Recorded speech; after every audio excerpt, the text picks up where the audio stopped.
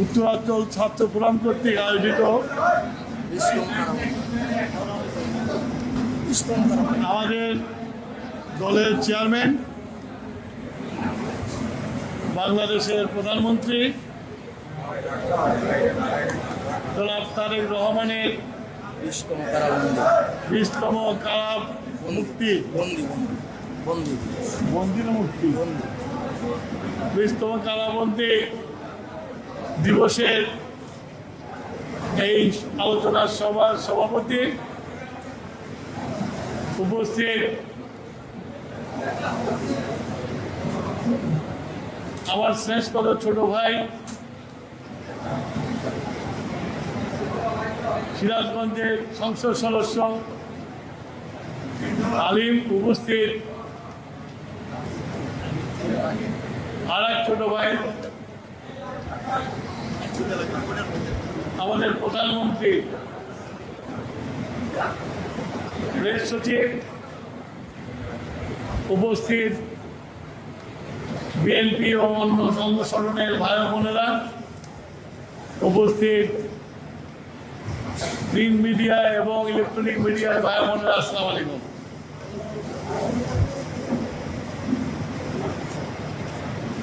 আমি বসে বসে বলছিলাম যে দেখতে দেখতে 20 বছর হয়ে গেল। আমাদের জীবন থেকে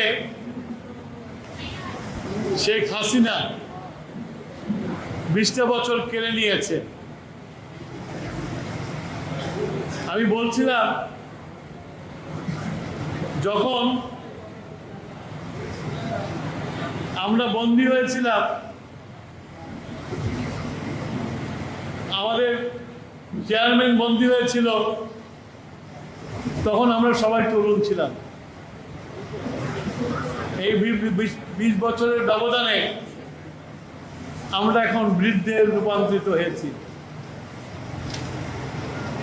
কিন্তু একটা জিনিস মনে মনে করে খুশি লাগে যে আল্লাহ তাআলা কোরআন শরীফে যিনি বারে বারে বলেছেন যে ঈমান শক্ত রাখো, আমি কষ্ট দেই, কষ্টের পরে আমি পুরস্কার দেই। আজকে এই 20 বছর আমরা কষ্ট করেছি। আমি রুমনকে বলছিলাম যেদিন থেকে আমরা কারাবরণ দিবস পালন করি, প্রত্যেকটি কারাবরণ দিবসে আমি উপস্থিত থেকেছি। শুধু 2টা বছর আসতে পারি নাই, বাধ্য ছিলাম শেখ হাসিনার আমাকে 9 বছরের কারাদণ্ড দেওয়ায় আমি তার ওই যে কোর্ট থেকে জাজমেন্ট দিয়েছিল সেটাকে প্রত্যাখ্যান করে বলেছিলাম শেখ হাসিনার জেলে ঢুকবো না, এবং শেখ হাসিনা আমাকে জেলে ঢুকাতে পারে নাই, এমনকি জেলে ঢুকিয়ে নেই। এটাও একটা প্রতীক্ষা, আল্লাহ তাআলার রিওয়ার্ড। সেই রিওয়ার্ডটা আল্লাহ তাআলা আমাকে দিয়েছে। সেই জন্য মহান আল্লাহর কাছে আমরা চিরকৃতজ্ঞ। 11 সৃষ্টি হয়েছিল বিএনপিকে ধ্বংস করার জন্য। সেই জন্যই তারা তারেক রহমানকে গ্রেফতার করেছিল, আমাদেরকে গ্রেফতার করেছিল, এবং আমাদের প্রত্যেককে মানসিকভাবে নির্যাতন করেছিল। কিন্তু নির্যাতন করার পরেও, শত প্রলোভন দেখানোর পরেও তারেক রহমানকে তাদের কবজায় আনতে পারে নাই। তেমনি তার কর্মী হিসাবে আমাদেরকে তারা ক্রয় করতে পারে নাই। পরে আমাদেরকে বিভিন্ন মেয়াদে জেল দিয়েছে। জেল দিয়েও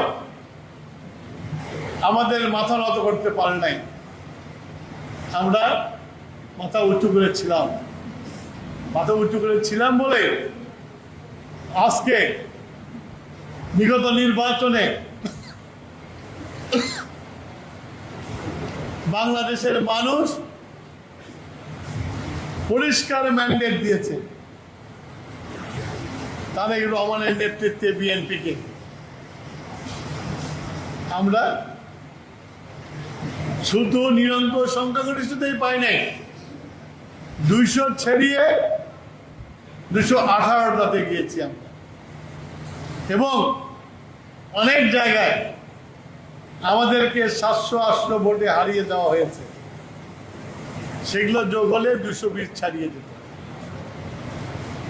তো মানুষের আস্থা আমাদের প্রতি রেখেছে, সেই আস্থাকে মূল্যায়ন করাই হচ্ছে আমাদের এই যে আজকে কারাবরণ দিবস, সেই দিবস সার্থকতা হবে। এবং আমরা যারা তারেক রহমান সাহেবের নেতৃত্বে এই সরকার পরিচালনায় এসেছি, আমরা আমাদের কর্মক্ষমতা যা আছে সব আমরা নিংড়িয়ে মানুষের জন্য দেব এবং মানুষের উন্নয়নের কাজ করব। আমরা এমন একটা পরিস্থিতি তারেক রহমান সাহেবের নেতৃত্বে সরকার গঠন করেছে, তার কয়েকদিন পরে মধ্যপ্রাচ্যের যুদ্ধ শুরু হয়ে গেছে। এই মধ্যপ্রাচ্যের যুদ্ধ হচ্ছে হলো একটা অর্থনৈতিক চলার যে শক্তি, যে এনার্জি, যে জ্বালানি, সেটার উৎপত্তি স্থল হচ্ছে মধ্যপ্রাচ্য। সেই সময় আমরা এসে যে সরকার থেকে পেয়েছি একটা ভঙ্গুর অবস্থা, ঋণে ঋণে জর্জরিত একটা বাংলাদেশ, যেখানে হাত দেওয়া যায় সেখানে বকেয়া ঋণ, সেই অবস্থায় আমরা পড়েছি। আর এর মধ্যে যুদ্ধ শুরু হয়ে গেছে। আমি যে মন্ত্রণালয়ের মন্ত্রী, আমাকে জনগণের সম্মুখে প্রতিদিন জবাবদিহিতার সামনে আসতে হয়। কারণ আমি যে মন্ত্রণালয় চালাই, সে মন্ত্রণালয়ে যেসব জিনিস আছে সেগুলোর বেনিফিশিয়ারি হচ্ছে জনগণ। সুতরাং আমাকে প্রতিনিয়তই জবাবদিহিতা করতে হয়। আজকে দেখা যায় পেট্রোল পাম্পের সামনে বিশাল লাইন। আমরা বলেছি যে যেহেতু যুদ্ধ লেগেছে, আমরা যুদ্ধকালীন অবস্থার মধ্যে বসবাস করছি, যেখান থেকে পেট্রোলিয়াম আসে সেই দেশে যুদ্ধ লেগেছে, শোধনাগারগুলো বোম মেরে উড়িয়ে দেওয়া হচ্ছে। এই যুদ্ধ কতদিন চলবে আমরা জানি না। আমার কাছে যে মজুদ আছে সেই মজুদটা সাশ্রয়ভাবে ব্যবহার করার জন্য জনগণের কাছে আহ্বান জানিয়েছি।